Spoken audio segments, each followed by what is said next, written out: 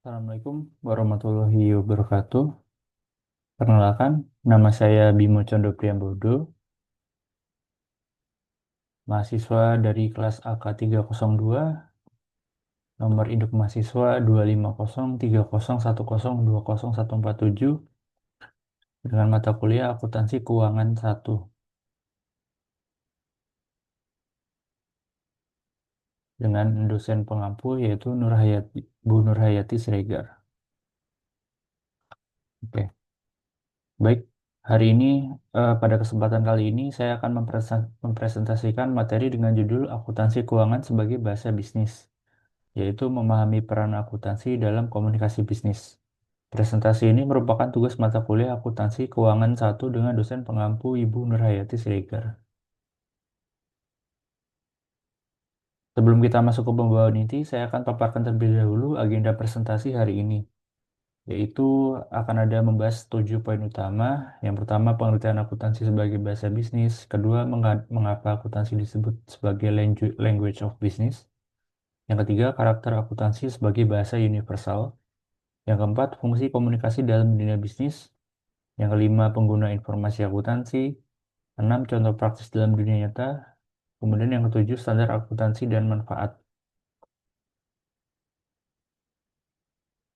Mari kita mulai dari apa itu akuntansi. Akuntansi adalah sistem informasi yang mengidentifikasi, mencatat, dan mengkomunikasikan informasi ekonomi kepada pihak yang berkepentingan untuk pengambilan keputusan bisnis. Yang pertama adalah proses akuntansi meliputi yang pertama adalah identifikasi transaksi ekonomi dan kejadian bisnis. Misalnya pembelian barang dan penjualan produk atau pembayaran gaji. Yang kedua adalah pencatatan sistem dalam jurnal. Misalnya setiap transaksi dicatat secara kronologis. Yang ketiga penggolongan ke dalam akun-akun tertentu seperti akun kas, piutang, atau modal. Kemudian yang keempat pengikhtisaran data ke dalam laporan keuangan seperti neraca dan laporan laba rugi. Kemudian yang kelima interpretasi hasil untuk mendukung keputusan bisnis yang lebih baik. Kemudian definisi akuntansi menurut ahli. Menurut American Accounting Association atau AAA, proses mengidentifikasi, mengukur, dan melaporkan informasi ekonomi untuk memungkinkan penilaian dan keputusan yang jelas bagi para pengguna informasi. Kemudian, menurut Financial Accounting Standard Boards atau FASB, akuntansi menyediakan informasi tentang posisi keuangan, kinerja, dan perubahan posisi keuangan suatu entitas yang bermanfaat bagi sejumlah besar pengguna dalam pengambilan keputusan ekonomi. Dari kedua definisi ini, kita dapat menilai bahwa akuntansi bukan sekedar pencatatan, tetapi alat komunikasi yang sangat penting dalam dunia bisnis. Mengapa sering akuntansi disebut sebagai bahasa bisnis? Akuntansi disebut sebagai the language of business karena berfungsi sebagai media komunikasi utama dalam dunia bisnis yang menyampaikan informasi keuangan kepada berbagai pihak. Mari kita lihat persamaan bahasanya dengan jelas.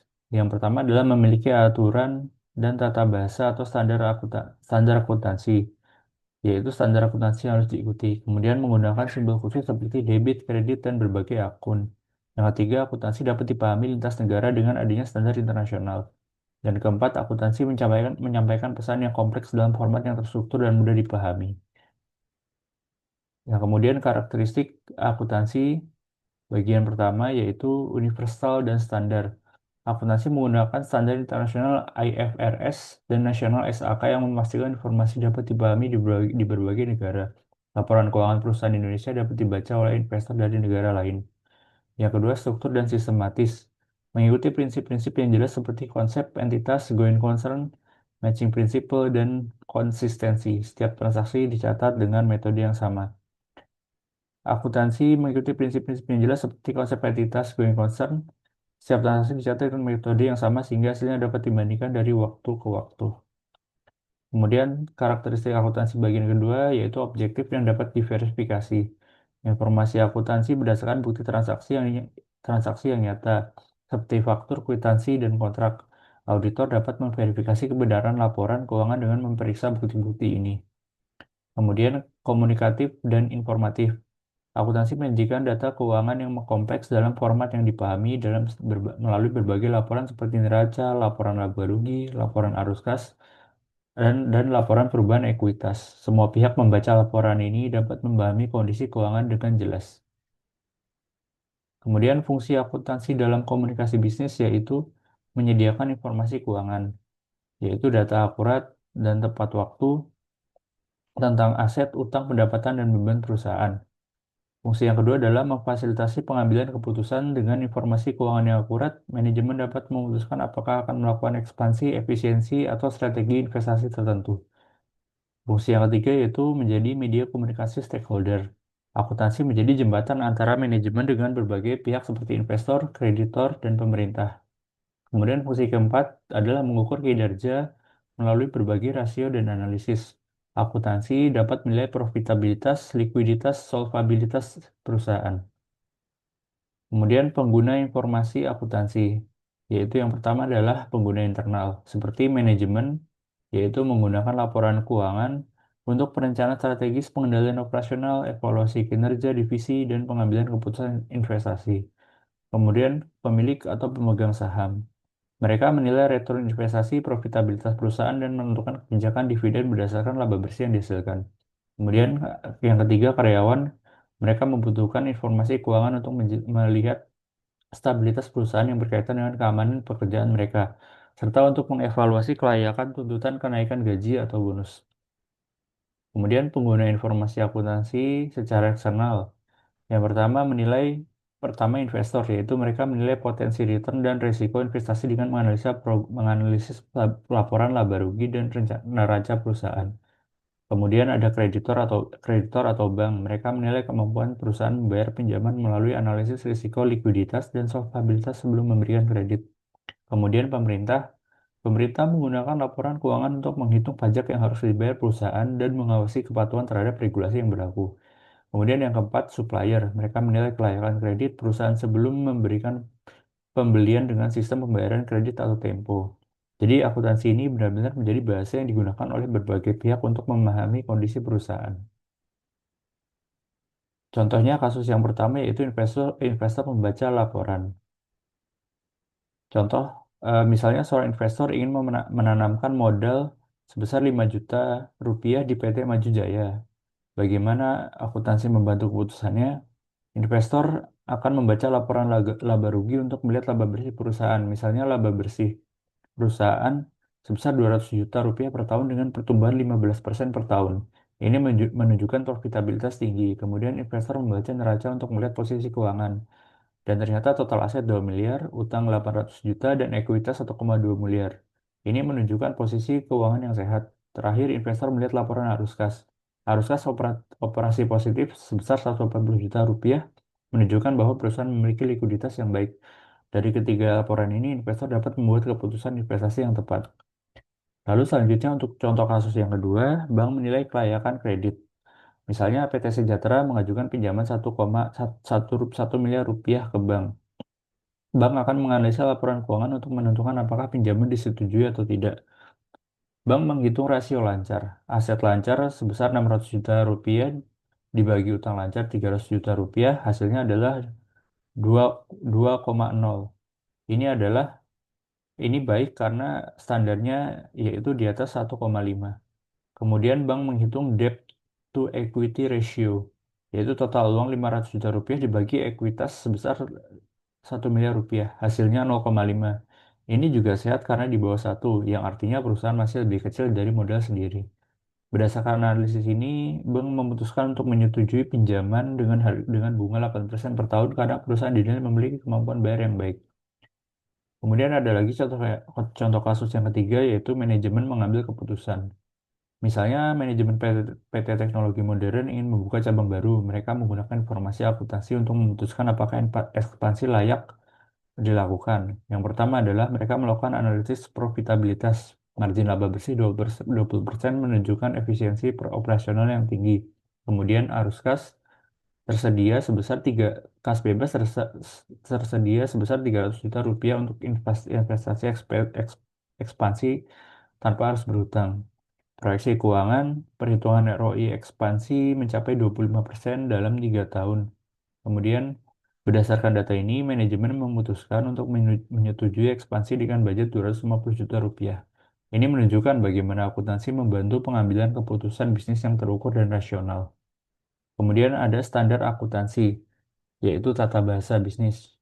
Yang pertama, di Indonesia kita mengenal SAK atau Standar Akuntansi Keuangan, yaitu standar yang telah ditetapkan oleh Ikatan Akuntansi Indonesia atau IAI untuk entitas bisnis di Indonesia. SAK mencakup PSAK untuk entitas besar dan SAK EMKM untuk usaha mikro, kecil, dan menengah atau UMKM.